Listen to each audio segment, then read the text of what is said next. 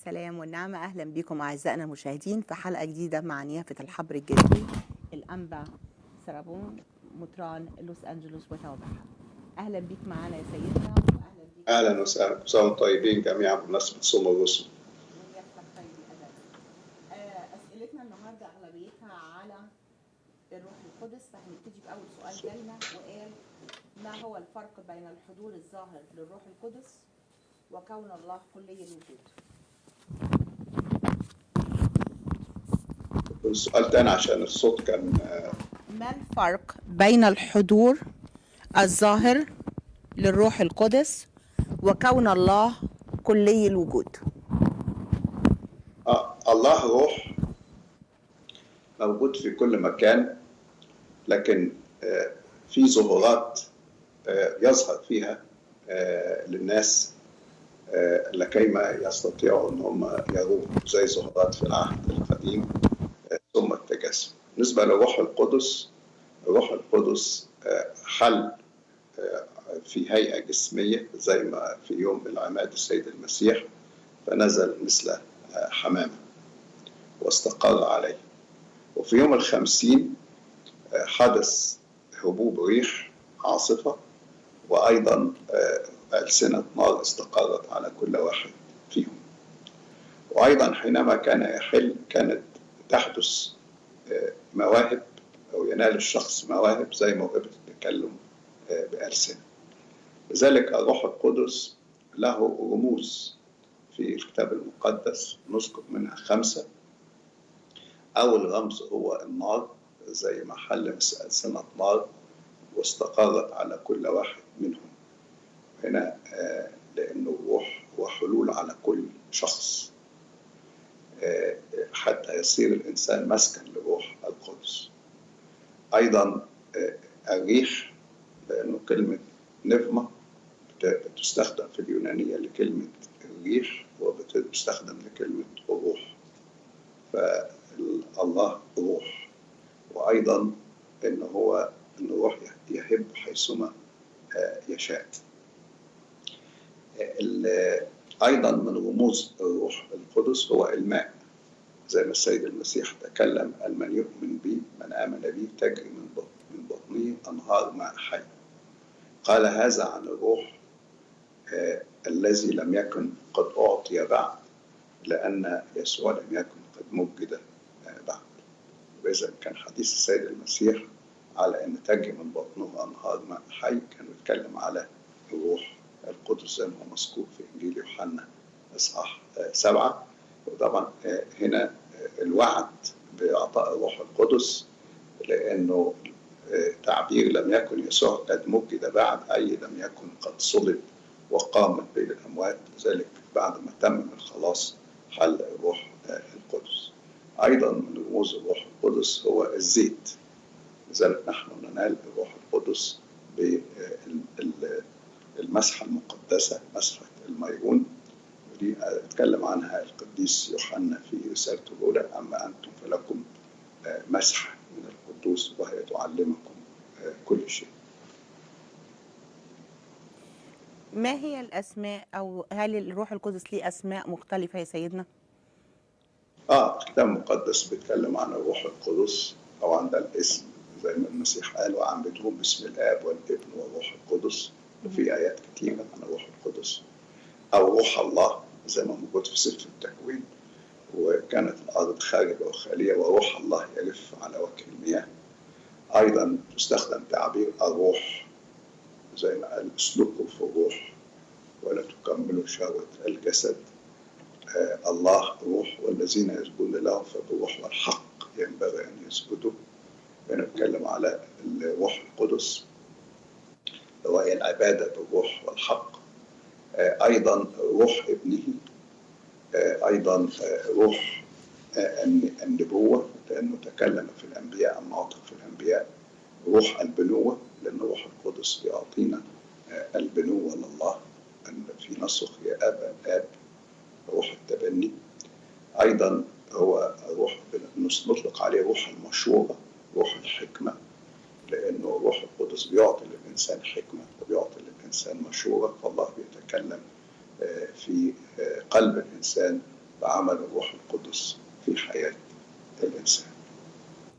طب في سؤال تاني وصلنا يا سيدنا، بيقول هو المعمودية بتكون عمل للثلاثة أقانيم معا؟ الإنسان بيعمد باسم الآب والابن والروح القدس، والمعمودية المسيحية مبنية على عمل المسيح الخلاصي، وعمل الخلاص هو عمل الروح القدس. فالآب أرسل ابنه، والابن تجسد، والروح القدس أتى وحل على الإنسان. لذلك المعمودية المسيحية لم تتم إلا بعد إتمام الخلاص وبعد الصلب والقيامة والصعود. يعني قبل كده كان في معمودية يوحنا المعمدان، وتلاميذ المسيح تعمدوا بمعمودية يوحنا المعمدان بعض منهم، لكن السيد المسيح قال لهم أما أنتم فستتعمدون ما تحل الروح القدس. فكان حلول الروح القدس كان معمودية للتلاميذ. وهنا كلمة التلاميذ ليس المقصود بها الاثنى عشر فقط، لكن كل المؤمنين في ذلك الوقت اللي اتكلم عنهم سفر الأعمال في الإصحاح الأول، كان عددهم 120. فإذا المعمودية المسيحية هي معمودية مبنية على عمل الخلاص، لأن فيه الإنسان بينال الطبيعة الجديدة، بيتحرر من سلطة الشيطان وسلطة الخطية. لذلك في طقس المعمودية طقس جحد الشيطان والانتقال من مملكة الشيطان إلى مملكة الله. فإذا المعمودية هي عمل الثالوث القدوس. لذلك المعمودية القانونية لابد أن تكون باسم الثالوث وتتم بثلاثة غطسات. في المعمودية يقول أعمدك باسم الآب، وفي غطسة والابن والروح القدس. فلو لم تتم المعمودية باسم الآب والابن والروح القدس لا تعتبر معمودية قانونية ولا معمودية مقبولة. طب ليه يوحنا المعمدان عندما تنبأ قال إن يسوع هو من يعمدكم بالروح القدس والنار، لو كانت الروح القدس هي النار؟ لأنه بيفرق بين معموديته هو اللي كان بيعمدها، واللي هي كانت معمودية اللي كان كرمز.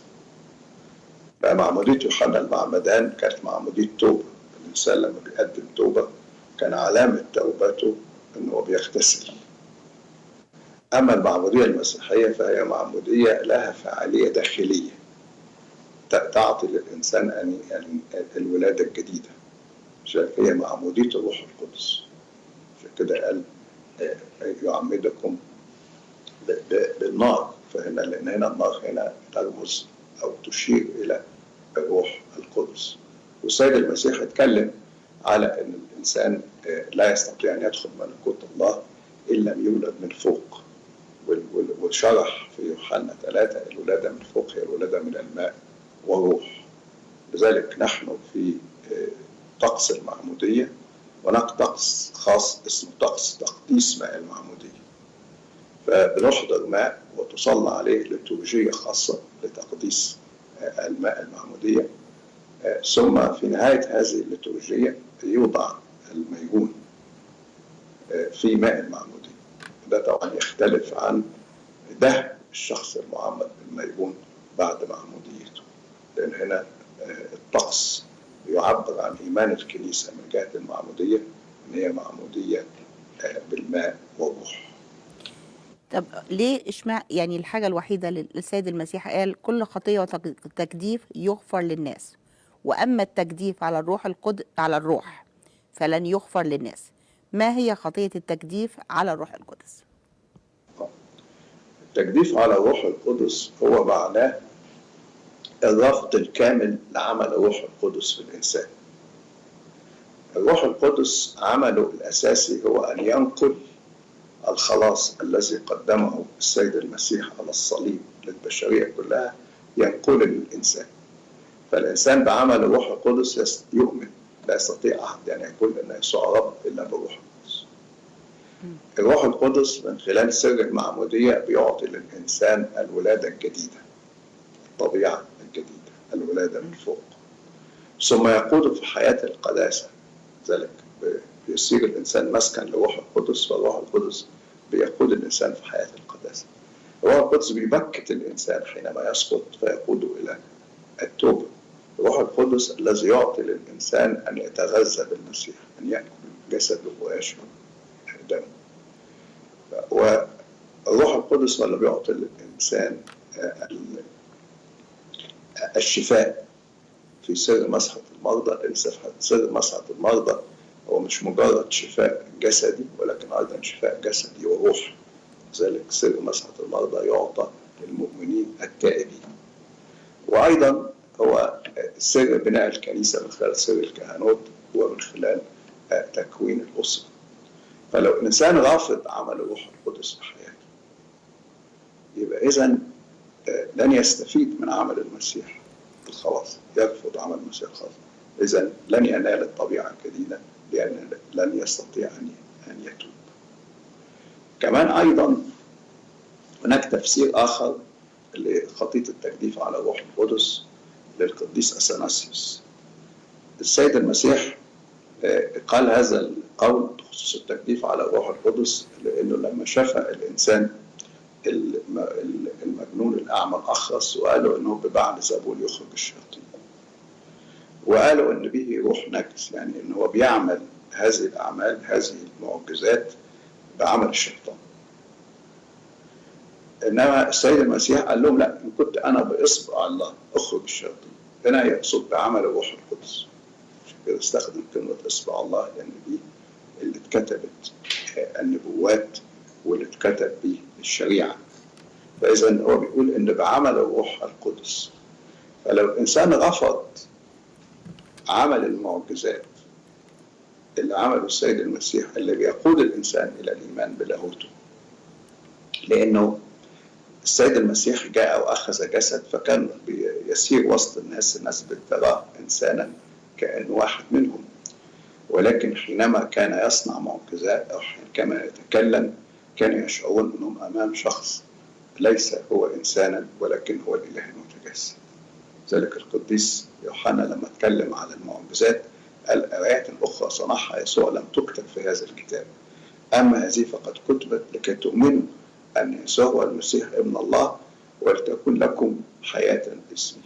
فإذا لو كان الإنسان يرى معجزات المسيح وينسبها للشيطان، إذا لن يؤمن بلاهوته، إذا لم يؤمن بعمله الخلاص، إذا لن ينال الخلاص، لأن ينال المغفرة من الخطية التي ولد فيها، في خطية آدم. إذا سوف يظل في أسر الشيطان. وزي ما قال الكتاب من يؤمن بالابن له الحياة ومن لا يؤمن بالابن فليس له حياة بل يمكث عليه غضب الله. لذلك خطية التجديف على روح القدس هي خطية لا تغفر، لأنها تعني الرفض الكامل لعمل الروح القدس، وده تفسير القديس أغسطينوس، أو رفض أيضا قبول المعجزات التي عملها السيد المسيح ونسبها للشيطان كما ذكر القديس أثناسيوس الرسول. هل كل الأسرار الكنيسة هي عبارة عن أن الروح القدس بتحل علينا من جديد، ولا إزاي بتحصل؟ لا، هو الروح القدس يعمل من خلال الأسرار. يعمل من خلال الأسرار، أوكي. الروح القدس بيحل على الإنسان في سر الميرون ويعمل من خلال الأسرار.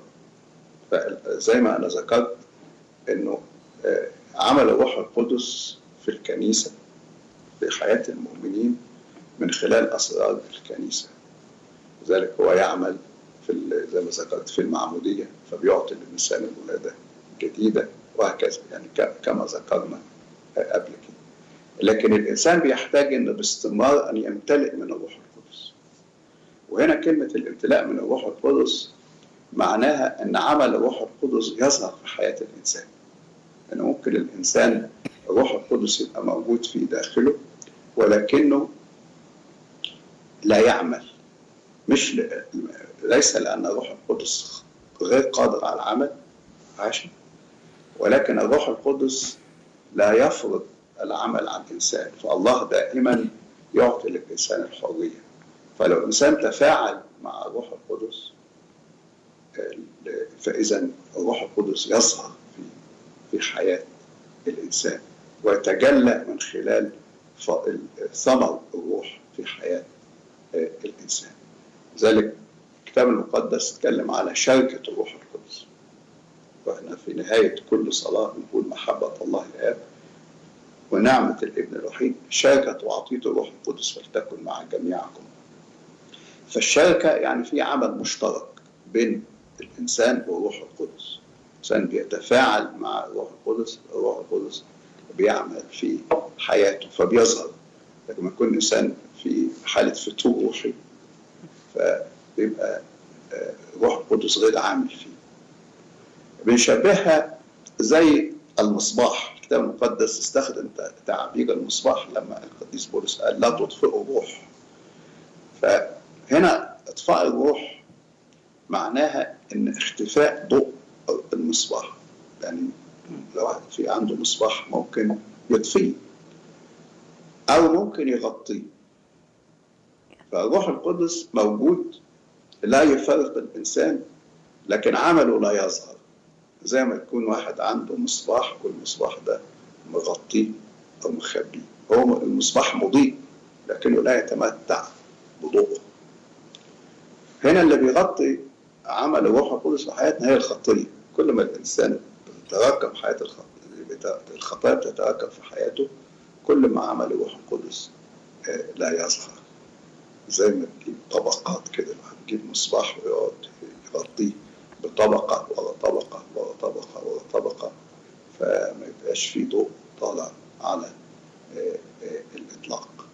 لذلك الانسان الحار في الروح هو الإنسان المتفاعل مع عمل الروح القدس. لذلك الروح القدس يسمى أيضا الروح الناري، لأنه بيعطي للإنسان الحرارة الروحية. سؤال تاني مكتوب أرجو التوضيح وخاصة التكلم بالألسنة. لما دق في يوم 50 ولما حضر يوم 50 كان الجميع معا بنفس واحدة، فصار بغتة من السماء صوت ريح عاصفة وملأ كل البيت حيث كانوا جالسين، وظهرت لهم ألسنة منقسمة كأنها من نار واستقرت على كل واحد منهم، وامتلأ الجميع من الروح القدس، وابتدأ يتكلمون بألسنة أخرى كما أعطاهم الروح أن ينطقوا. فإيه هي التوضيح السؤال المطلوب وخاصة التكلم بالألسنة؟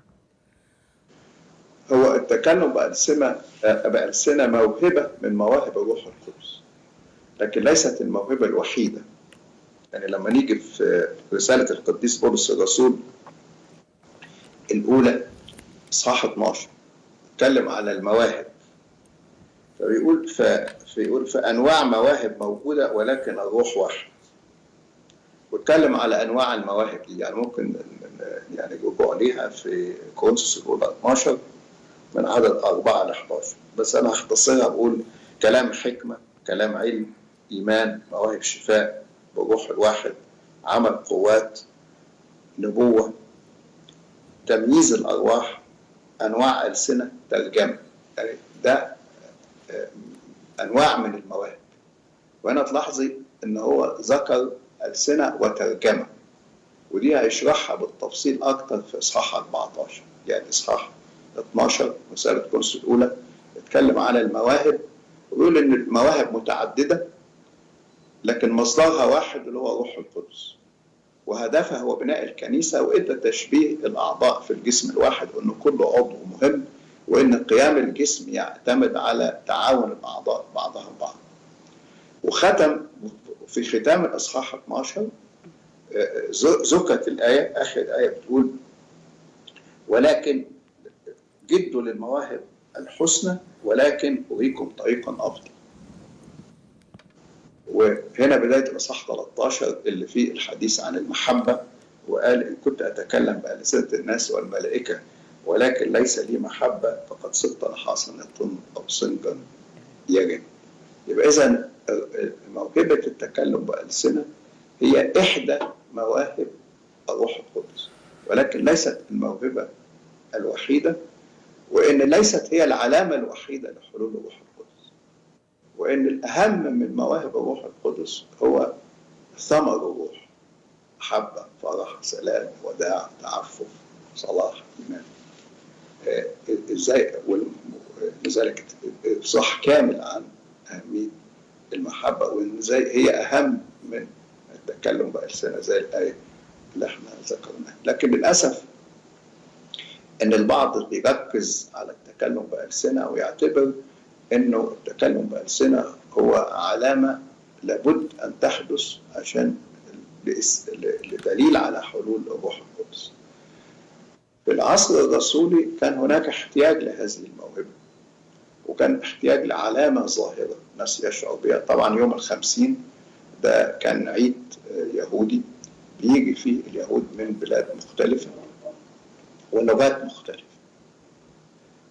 لذلك كان هناك احتياج لهذه الموهبة حتى يستطيعوا أولا أنه يروهم دول مجموعة من الرجال الجليليين، يعني ناس مش مثلا متوقع أنهم يعرفوا هذا العدد من اللغات الكثيرة اللي ذكرت في أصحاح 2، ولذلك دي أثارت انتباههم فجم وسمعوا. فوقف القديس بطرس وتكلم، وكان كل واحد بيسمعه يتكلم بلغته. يعني حصلت حاجتين، يعني التلاميذ اتكلموا بلغات مختلفة، وحصلت زي الترجمة الفورية ان القديس طبعا بطرس بيتكلم بلغة واحدة بلغته، وكل واحد بيسمعه باللغة بتاعته. فدي كانت امر ضروري جدا عشان يوصلوا الرسالة في هذا اليوم، واستمر هذا الامر. طبعا ممكن الموهبة تكون موجودة إن كان هناك احتياج، لكن لو كان في شخص، ودي القديس بولس شرحها في إصحاح 14 بالتفصيل، إن الآية هي لغير المؤمنين وليس للمؤمنين، وإنه قال إن أنا أستطيع إنه يفضل أن يتكلم 5 بكلمات بذهن أكثر من 10,000 كلمة بغير ذهن أو بلا معنى. ووضع شرط أن الذي حتى لو واحد أعلن لي أن يتكلم بلسان، أن لا يتكلم إلا لما يكون في مترجم.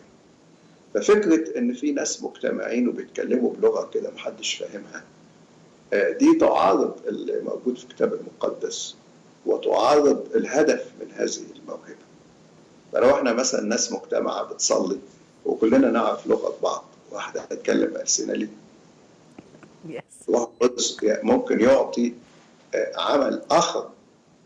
لكن لو واحد راح مثلا يبشر في بلد والبلد دي يعني لغتها مش معروفة، فربنا بيديله نعمة أن يكلمهم باللغة بتاعتهم، فدي إذا الموهبة هنا من الله. لذلك دايما مواهب الله تعطى للمنفعة، الشرط للمنفعة وليس للتظاهر، في منفعة. فدايما نسأل ما هي المنفعة، هو ده السؤال. إذا موهبة التكلم بألسنة هي موهبة من مواهب الروح القدس، ليست الموهبة الوحيدة، وليس مطلوب من الإنسان أن يكون عنده لديه مواهب الروح القدس، لكن مطلوب من كل إنسان أن يكون فيه ثمر الروح القدس، وأهمها هو المحبة والوداعة وحياة العفة وحياة القداسة. دي اللي مطلوبة من كل إنسان مؤمن وكل إنسانة مؤمنة. سؤال من ضمن الأسئلة، إيه الفرق بين حلول الروح القدس والاجتماعات في بعض الطوائف لما بيقولوا إن في روح بتحل عليهم؟ لا، الروح القدس حلوله له أمر معروف في تقليدنا الكنسي، بنسير به منذ العصر الرسولي، إما بوضع اليد وقت الرسل، ثم المسحة المقدسة اللي هي في سر الميرون. فالإنسان بينال الروح القدس من خلال سر الميرون. وفي سر الميرون بيبقى فيه 3 حاجات. في المسحة، بيمسح بالميرون في 36 مكان من جسمه مع صلوات، ثم أيضا في النهاية بيضع اليد وينفخ ويقول اقبل الروح القدس وكن نائما طاهرا يسوع المسيح. يبقى ده ما تسلمناه، ده اللي بتعيشه الكنيسة. أما إنسان يصلي ويشعر بنوع من الحرارة الروحية، دي بنقول إن دي زيارات النعمة للإنسان. يعني ممكن إنسان بيصلي أو بيسمع وعظة وربنا يمس قلبه فيقدم توبة، أو يشعر بأنه محتاج أن يقوم من حالة الفتور الروحي اللي كان موجود فيه. فدي زيارات من نعمة الروح القدس للإنسان، بيتجدد عمل الروح القدس في حياة الإنسان. لذلك احنا بنصلي صلاة الساعة 3 ونطلب أن الله يجدد روحه القدوس في داخلنا، فدايما نكون متفاعلين باستمرار مع الروح القدس. زي المعمودية لها طقسها ولها تقليدها المستقر في الكنيسة من خلال المعمودية بالتقديس، لكن فكرة إن واحد يصلي ولا أنا تعمدت بالروح وأنا بصلي ده أمر مخالف للتقليد الكنسي اللي بيعتمد على الكتاب المقدس وتعاليم الآباء والليتورجية. كيف نميز الفرق بين إن ده عمل جوايا من الروح القدس ولا عمل من الشيطان؟ سؤال كويس. يعني دايما عمل الله يعطي للإنسان سلام وفرح، ويزداد بالوقت ويزداد بالمشورة. يعني واحد يجيله فكر جواه،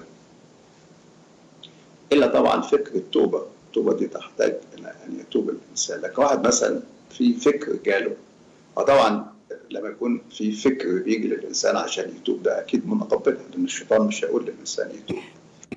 لكن ممكن الإنسان يحط أفكار في الإنسان، بيبقى الإنسان مش عارف يعني هل دي من ربنا ولا مش من الله.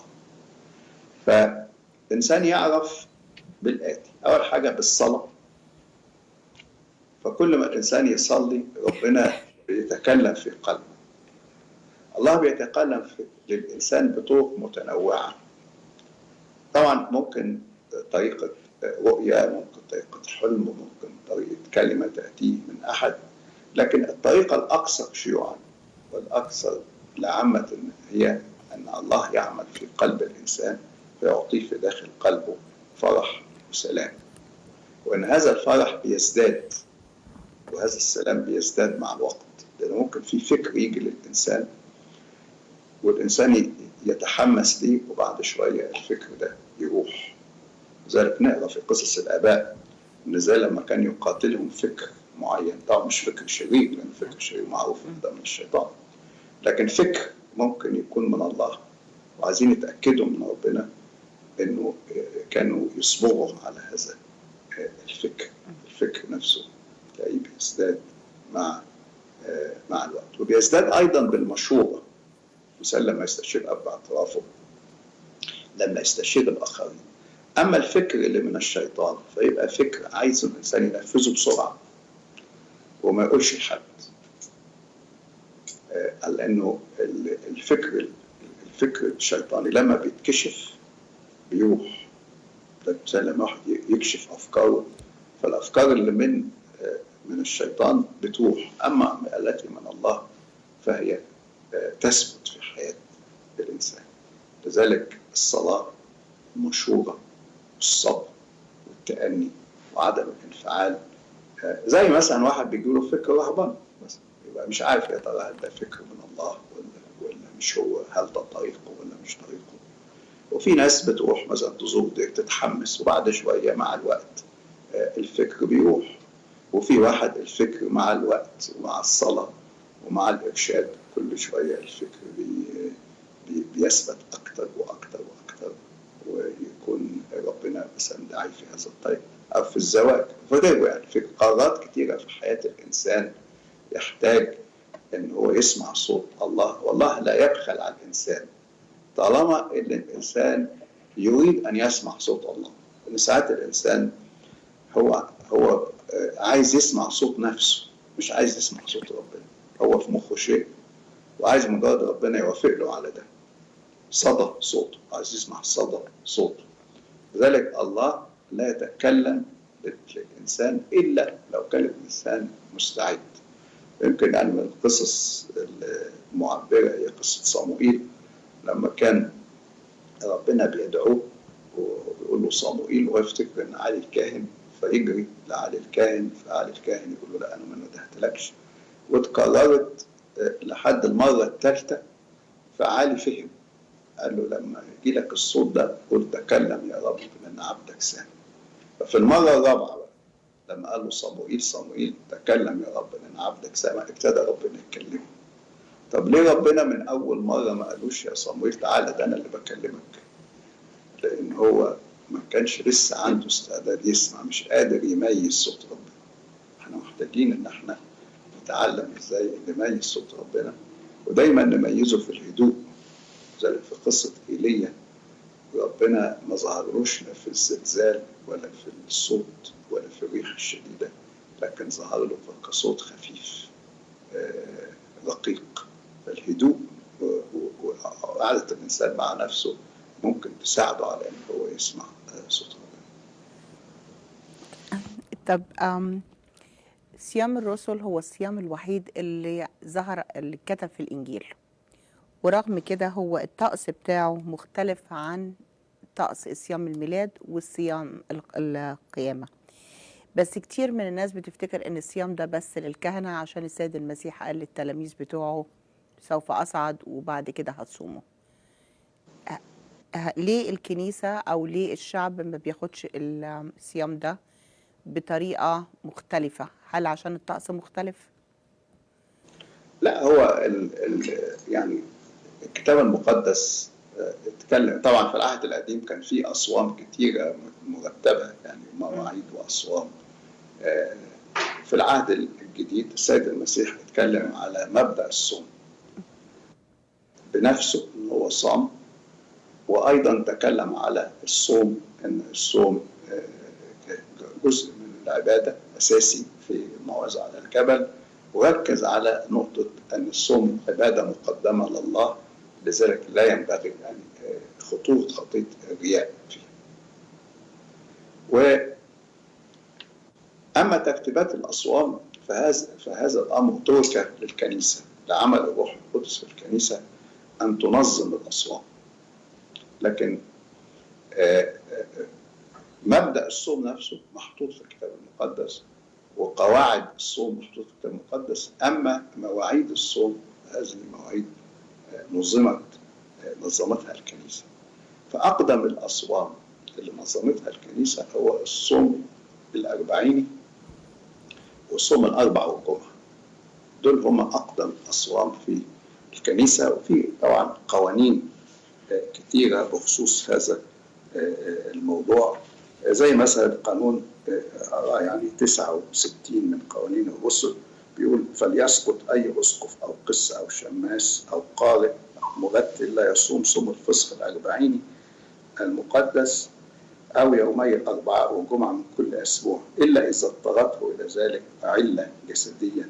أما العامي أو العلماني يعني الذي لا يصوم فيقطع من الشركة.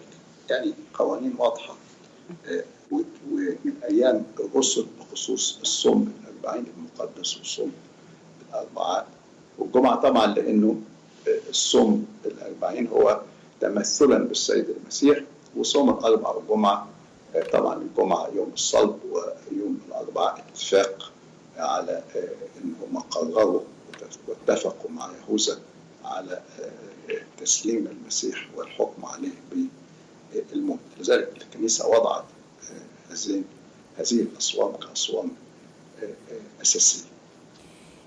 صوم رتب فيما بعد على أساس أنه هو صوم يتعلق بالخدمة وبعمل الروح القدس في الكنيسة، وربط بعيد الرسل، عيد القديسين بطرس وبولس. وهو صوم مهم لأن فيه بنتابع عمل الله، عمل الروح القدس في الكنيسة، عمله مع الرسل وعملنا وازاي الرسل بيقدموا لنا زي اي صوم. يعني الصوم اللي سميناه صوم الرسل مش لان احنا بنصوم الرسل طبعا، لكن بنتمثل بآبائنا الرسل في محبتهم وفي جهادهم لاجل السيد المسيح. لكن درجة صوم الرسل أقل من درجة الأربعاء والجمعة والصوم الأربعين، لذلك بيسمح بصوم الرسل بأكل السمك كنوع من التسهيل. لأن الأصوام برضه مترتبة كدرجات من جهة فترة الانقطاع ومن جهة أيضا السماح ببعض الأطعمة زي موضوع السمك. فما نقدرش نحط صوم الرسل قبل الصوم الأربعيني والصوم الأربعاء والجمعة، لأن دي أصوام سيدية مرتبطة بأمور خاصة بالسيد المسيح. طب ليه في فترة معينة كان الكنيسة في الأربع والجمعة بيسمحوا بأكل السمك، وكانوا بيتعاملوا على الأربع والجمعة على إنهم مش صيام سيدي، هو صيام من غير سيدي. وفي القداسات بتاعة الأربعين المقدسة بنصلي الصلوات لغاية صلاة النوم، لكن الأربع والجمعة بنصلي بس لغاية صلاة الساعة 9. إيه اللي غير ده؟ هو طبعا الكنيسة لم تغير نظامها، لم يحدث أبدا على الإطلاق أن الكنيسة في أي فترة من فتراتها جت وقررت أن يوم الأربع والجمعة يبقى فيها سمك. أما الممارسة ده حاجة تاني.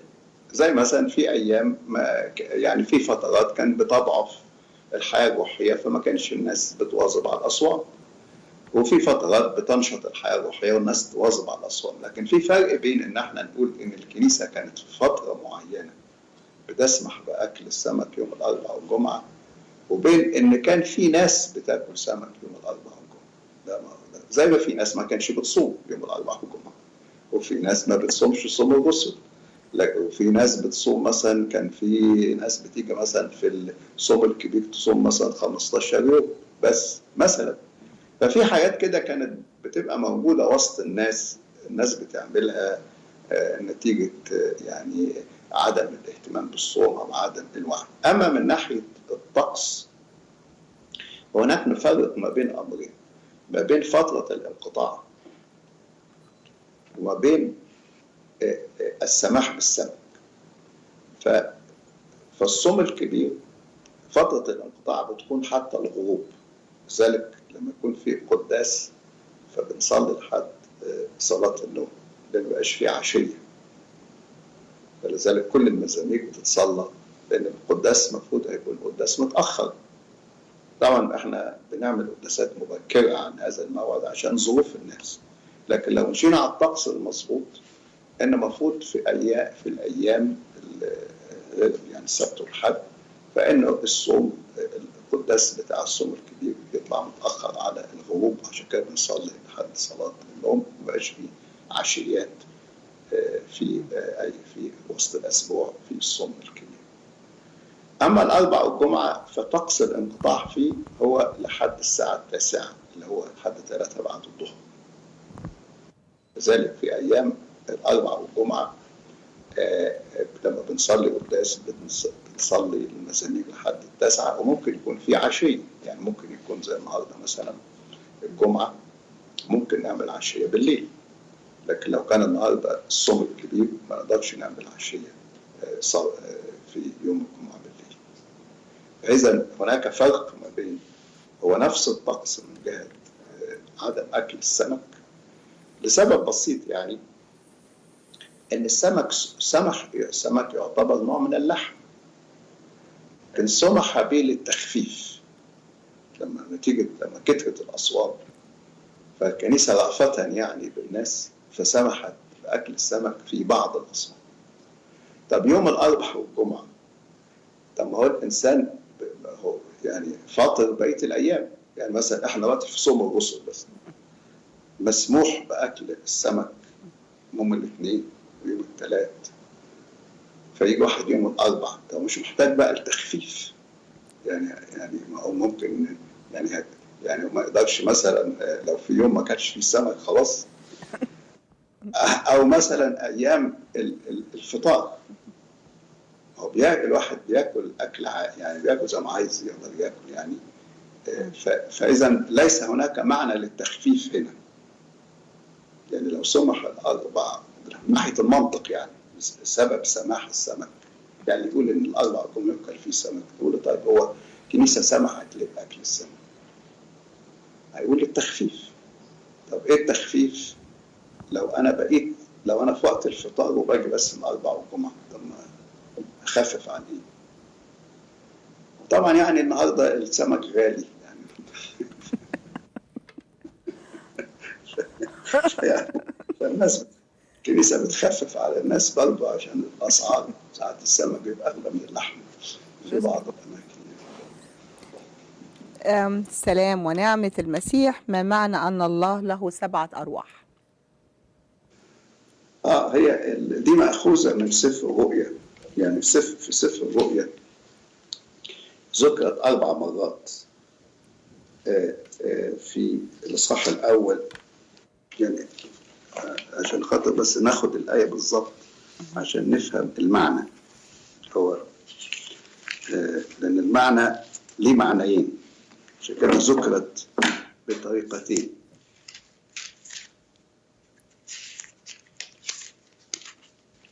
ففي الإصحاح الأول من سفر الرؤيا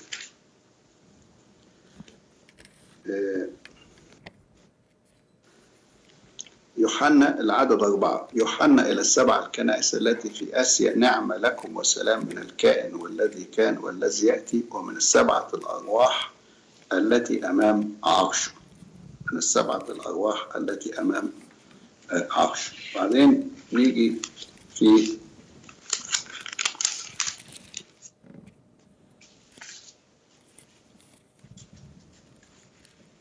رؤيا، دي رؤيا 1:4. بعدين في رؤيا في 3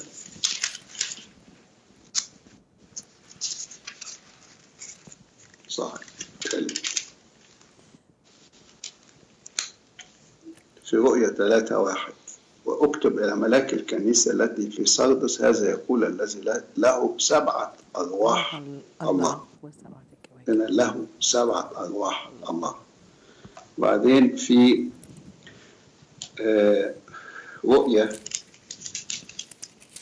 5:4 في 4:5: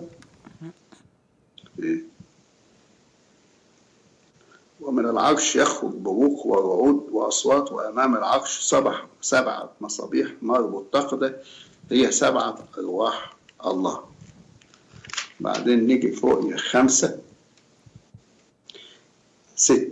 عدد 6: ورأيت فإذا في وسط العرش والحيوانات ال4 وفسط الشيوخ خروف قائم كأنه مسبوح، له 7 قرون و7 أعين، هي 7 أرواح الله المرسلة إلى كل الأرض. يبقى هنا في آيتين يقول فيه أمام الله، وآيتين يقول له. لذلك هناك تفسيرين لهذا الأمر. التفسير الأول إن لا، أمامه هنا تشير إلى الملائكة، رؤساء الملائكة 7، أو تشير إلى القوات السمائية، زي ما احنا في القداس الإلهي بنقول الذي أمامه، الذي تقف أمامه الملائكة ورؤساء الملائكة والرئاسات والسلطات والكراسي والربوبيات والقوات 7. وفي آيتين له، لذلك تفسير آخر هو الروح القدس. يعني ورقم 7 هو يشير إلى رقم الكمال، زي مثلا في الآية الأخيرة اللي هي في 5:6 لما بنقول إنه خروف له 7 قرون، وهنا رمز لكمال القوة، و7 أعين، هي 7 أرواح الله اللي رمز لكمال الحكمة المرسلة إلى كل الأرض. لأنه هنا بتكلم على التجسد، لذلك شافوا في شكل خروف كأنه مسبوح وأرسل الروح القدس. يبقى هنا المقصود بها معنيين: أمامه هنا تشير إلى 7 رؤساء ملائكة أو 7 الطغمات الملائكية، الملائكة ورؤساء الملائكة والسلطات والكراسي والربوبيات والقوات. له هنا تشير إلى الروح القدس، ورقم 7 ورقم الكمال، كمال الحكمة وكمال العمل في حياة الإنسان ونقل الخلاص للإنسان.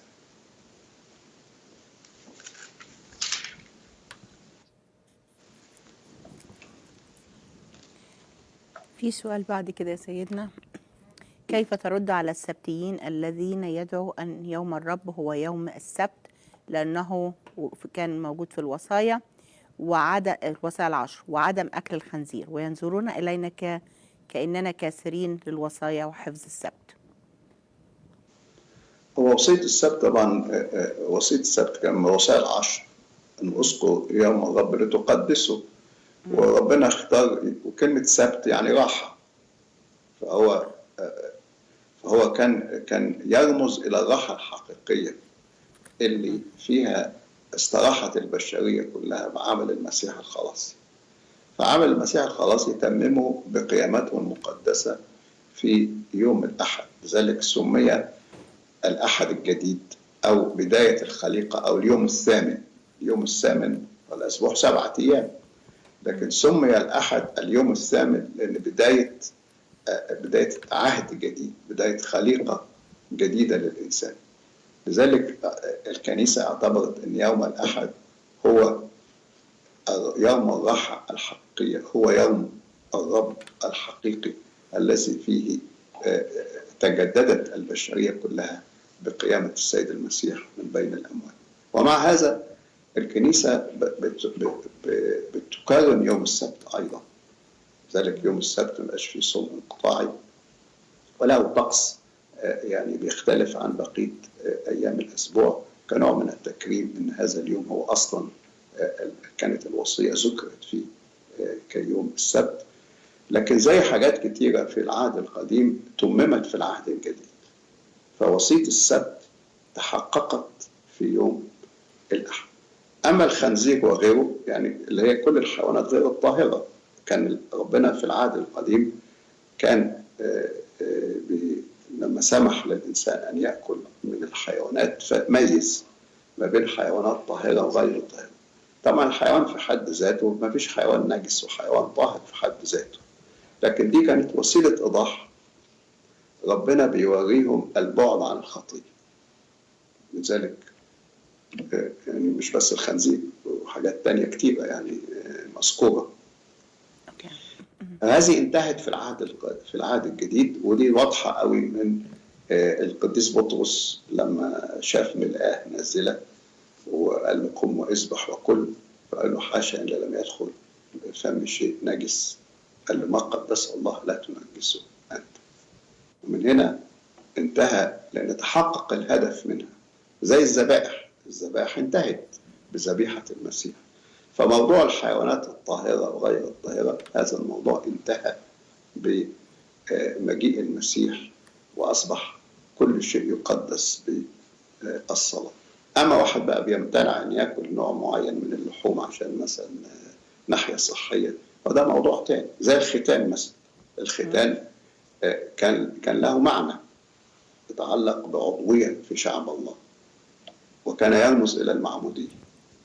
فأصبح الختان ليس له أهمية إيمانية، لكن ممكن يكون له أهمية صحية، له عادة شعبية، له أمر. يعني الكنيسة ما حرمتش الختان، لكن حرمت إن الإنسان يختتن لسبب إيماني، أو إنه الختان أساسي للخلاص. الختان ليس أساس للخلاص. هكذا أيضا أكل الخنزير ليس محرما، لكن مش مفروض لازم الواحد يأكل. ممكن ما يأكلش، يعني في أطعمة كتيرة ممكن إنسان يمتنع عنها، بس ليس لسبب إيماني أو ديني. كيف انتهت حياة أرميا النبي؟ لأن في إصحاح 51 قال إلى هنا كلام أرميا. هل معنى هذا إصحاح 52 أرميا النبي لم يكتبه؟ هو أولا بالنسبة لحياة أرميا النبي، طبعا هو سفر أرميا في نبوات وفي جزء تاريخي، فآخر إصحاح لخص الجزء التاريخي، لكن موجود حاجات بعد الجزء اللي هو ما حدث بعد السبي، وإزاي إن هو رئيس الشرطة جه وأبقى، يعني خير أرميا إن هو يبقى أو يذهب إلى بابل، ففضل إن هو يبقى مع فقراء الأرض. ثم أقيم شخص عليهم، ثم صار على ملك بابل، وثم هرب إلى مصر وخد معاه أرميا.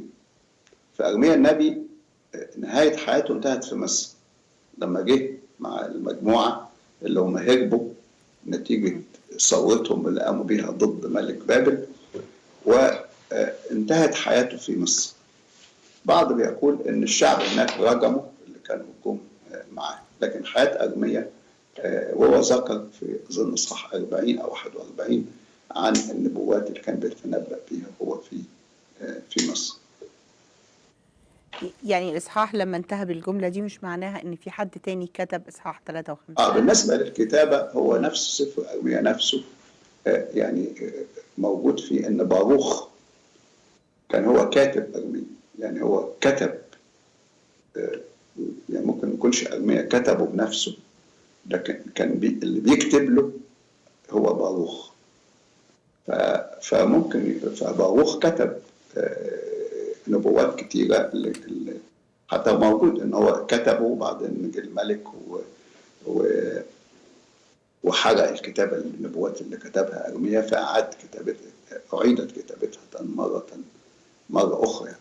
لكن هو الإصحاح الأخير هو ملخص وما بينتهيش، بالعكس ده في أحداث حصلت بعد الإصحاح الأخير دي، بعد ما صدقية تم عزله موجودة جوه في السفر بعد كده، يعني تاريخيا في لسه أحداث تانية يعني موجودة وكتبها أرميا، لأن أرميا عاش بعد السبي، وزي ما قلت ذكر وبقي في الأرض فترة ثم ذهب معهم إلى مصر ومات هناك. وهو صح إصحاح 52 ما بيتكلمش على إيه اللي حصل في مصر، موجودة في إصحاحات أخرى في سفر أرميا. طب إيه هو الفرق بين الأنبياء الكبار والصغار؟ هو ده تقسيم بالنسبة لحجم السفر، يعني الأنبياء الكبار مش لأن هم أكبر من الأنبياء أو أعظم من الأنبياء الآخرين، لكن في أسفار كتبت عدد إصحاحاتها كثيرة، مثلا زي سفر أرميا 52 أو سفر حزقيال أو سفر أشعياء. وبينما في أسفار صغيرة زي هوشع وزي يونان مثلا 4 إصحاحات، في إصحاح 1 وصفنية وزكريا إلى آخره. فال12 اللي هم أسفارهم أسفار صغيرة فسمي بالأنبياء الصغار. أما اللي نبواتهم شملت أسفار كثيرة فسمي بالأنبياء الكبار اللي هم أشعياء وأرميا وحزقيال ودانيال. طب أنا يعني قبل ما نختم الحلقة في سؤال بره الإنجيل. هو سؤال بيقول: ماذا يفعل الوالدين لما يواجهوا إنه أحد ابنائهم هو كان خادم في الكنيسة إنه هو وصل درجة الإلحاد؟ إيه اللي ممكن يعملوه؟ طبعا دي مشكلة كبيرة، إنما نبحث أسبابها إيه. المهم قوي موضوع الإلحاد ده نعرف سببه إيه، إنه في أسباب مختلفة. في أحيانا البعض لما بيخش ذات فترة الجامعة ويبتدي يعني يتعلم طريقة التفكير النقدي الكريتيكال ثينكينج ويسمع حاجات كتيرة تشككه في الإيمان، ففي ناس بتهتز ذات فترة الجامعة دي، فبيحصل اهتزاز ليهم في ناحية إيمانهم، سواء الإيمان ككل أو الإيمان بأهمية الحياة الروحية أو الإيمان بأهمية الحياة القداسة. يعني ممكن واحد يكون شماس وبيحضر الكنيسة وأنا يبطل يجي الكنيسة، يقول لا أنا علاقتي بيني وبين ربنا، أو يقول لا أنا مفهوم الحرية، أو إن هو تجيله أفكار يرفض حتى وجود الله نتيجة التفكير النقدي اللي هو بيتعلمه اللي هو ضد الإيمان. فده نوع لكن لما فبتبقى هزة ممكن يجتازها لو كان عنده أساس إيماني قوي. لذلك احنا دايما ننصح الآباء والأمهات أن يهتموا بأولادهم في السن الصغير، كل ما يحطوا في حياتهم يعني مبادئ الإيمان هتقدر تسندهم، زي ما يكابد أم موسى حطت في مبادئ الإيمان قدر يصمد أمام العبادات المصرية اللي شافها في قصر فرعون. أحيانا بيكون الإلحاد بسبب خطية بيعيشها الإنسان، يعني الإنسان عايش في حياة خطية فبينكر وجود الله أو ينكر إن في دينونة، إن في ناس بتنكر إن في دينونة عشان بتهرب نتيجة حياة الخطية اللي عايشة فيها. أو ممكن يكون بسبب المفهوم الخاطئ للحرية، أن يعتبر إنه الوصايا والإيمان بالله بتقيد حريته. ونوع ثالث بيكون في عثرة معينة، يعني إما أعثر في أسرته نفسها، أسرة مفككة، أو تعاملت معاه بعنف أو بضغط بدون إقناع، أو مثلا حصلت له عثرة في الكنيسة، أو عثرة من أحد رجال الكليروس أو من الخدام. فساعات العثرة بتكون بتسبب الإنسان إنه يترك الإيمان خالص أو يترك الكنيسة. لذلك كل حالة بتبحث بحالتها، ولا نيأس، وبالتفاهم وطولة البال والصلاة، لأن ساعات القلب لما بيتقسى لا يستطيع أن الكلام مش هيغيره، لكن اللي هيغيره هو عمل الله في قلب الإنسان.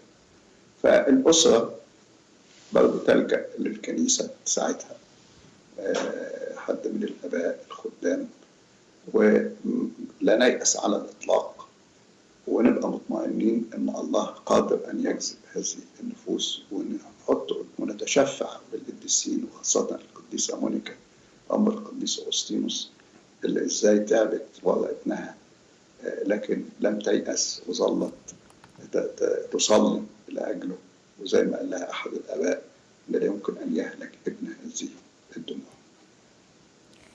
مشكور نيافتك يا سيدنا. وقبل ما نختم الحلقة ممكن تدينا كلمة منفعة؟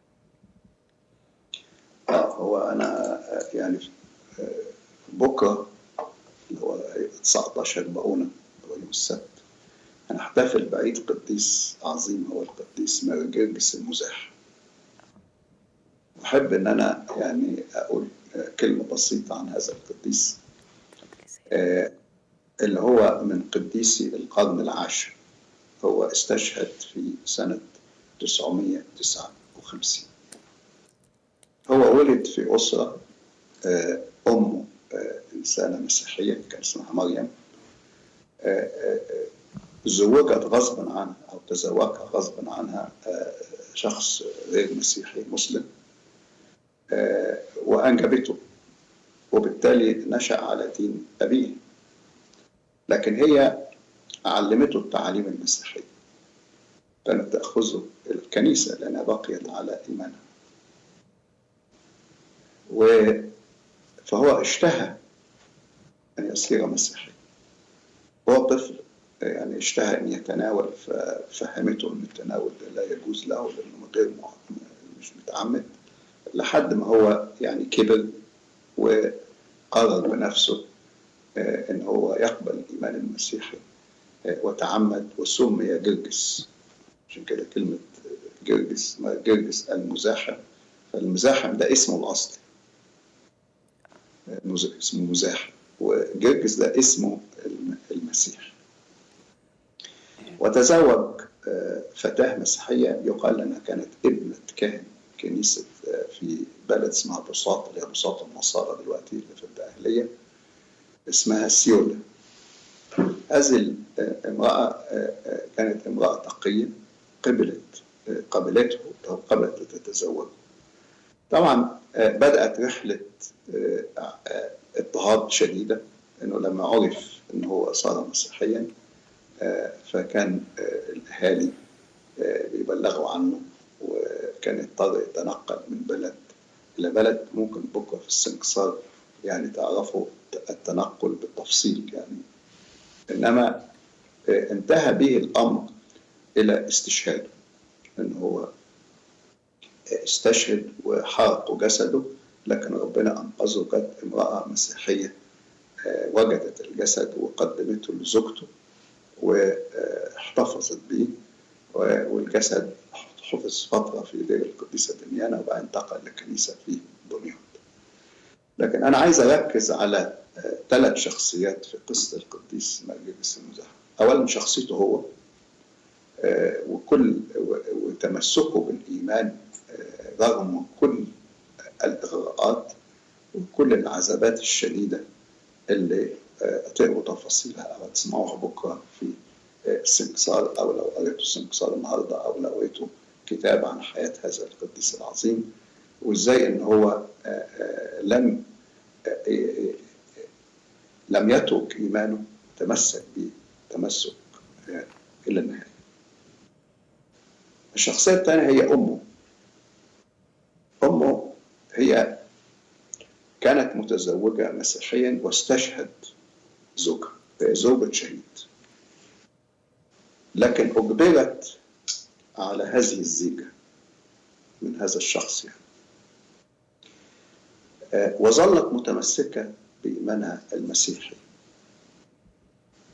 وأيضا اهتمت أنها تربي ابنها بالتربية المسيحية رغم طبعا خطورة هذا الأمر، أنه ممكن خطر عليه. لكن الظروف الصعبة اللي هي مرت بها، سواء في استشهاد زوجها الأول أو في الضغط اللي حصل ليها، طبعا يمكن دلوقتي يعني نجد حكاية إن واحدة تتجوز غصب عنها، ده شيء غريب، لكن في الوقت ده يعني واحنا يعني كان ممكن حاجات زي كده تحصل، حاجات تحصل كتير، لكن هي لم تستسلم وظلت متمسكة بإيمانها حتى بعد ما ابنها استشهد.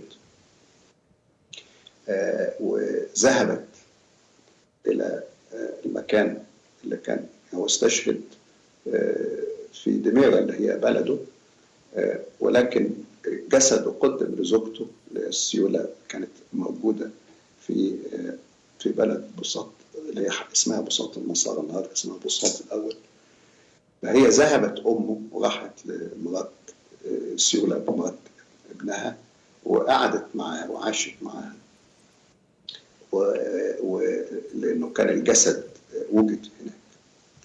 الشخصية الثالثة هي زوجته سيولة دي إنسانة يعني لما نرى سيرة حياتها، أول حاجة قبولها، هو قال لنا كانت ابنة كاهن، كون أنها تقبل أن تتزوج بشخص عارفة أن هناك خطر شديد عليها، لكن قبلت هذا، تزوجته، وكانت دائما تشجعه، وتحملت عذابات كثيرة بسببه، لأنه لما كان بيهرب من بلد لبلد فكانوا بيمسكوها هي ويضغطوا عليها ويعذبوها عشان خاطر يعني أولا تنكر بها الإيمان أو أنها تقول على مكان. ولكن ظلت هي أيضا صامدة، وحتى لما هو طلب منها أن هي لو أرادت أن تفارقه عشان ترتاح من الألم اللي بيواجهها بسببه، يعني هو القديس مارجرجس يعني لما لقيها بتواجه صعوبات بسببه قال لها يعني، فهي رفضت وتمسكت بصدرة الزوجة وفية، تشجع زوجها وتتحمل الآلام معه لأجل اسم المسيح، وظلت مخلصة ليه حتى بعد استشهاده، واحتفظت بجسده اللي كانت جرت منه معجزات كثيرة. فبركة شفاعة هذا القديس العظيم، وأيضا أمه القديسة اللي ما نعرفش عنها كتير، وزوجته. أحيانا بنركز على سيرة القديس وننسى هناك شخصيات أخرى في سيرته كان لهم أيضا دور ولهم مكانة، وقاموا بالدور اللي ممكن هم يقوموا به في حسب الظروف اللي كانت متاحة لهم. لذلك الله بيقبل القليل ويقبل الكثير، لأنه إله القلب ويعرف ظروف كل إنسان. ربنا يقوي إيمان الجميع ويحفظ كل أسرة بقوة. ممكن يعني ده مثل يشجع الأسر كلها في الجهاد. شوف إزاي إحنا الإيمان وصل لنا محمول على دماء الشهداء وعلى دماء الأسر، يعني الأسرة القبطية القوية المتمسكة اللي تواجه كل هذه الصعوبات وبتربي ولادها في الإيمان المسيحي رغم هذه الإيمان، رغم الظروف الصعبة، والزوجة المخلصة الوفية لزوجها، والأسرة القوية دي نماذج جميلة. ربنا يعطيك أن تكون دائما ممثلة أمامنا، تكون سبب في نمو كل أسرة مسيحية تشهد للمسيح بحياتها. نشكر نيافتكم سيدنا على الكلمة البركة دي، وبقول لأعزائنا المشاهدين بنشكر نيافة الحبر الجليل الأنبا سرابيون مطران لوس أنجلوس وباحة على إجابته لينا لأسئلتكم، ونشوفكم على خير في الحلقة الجاية.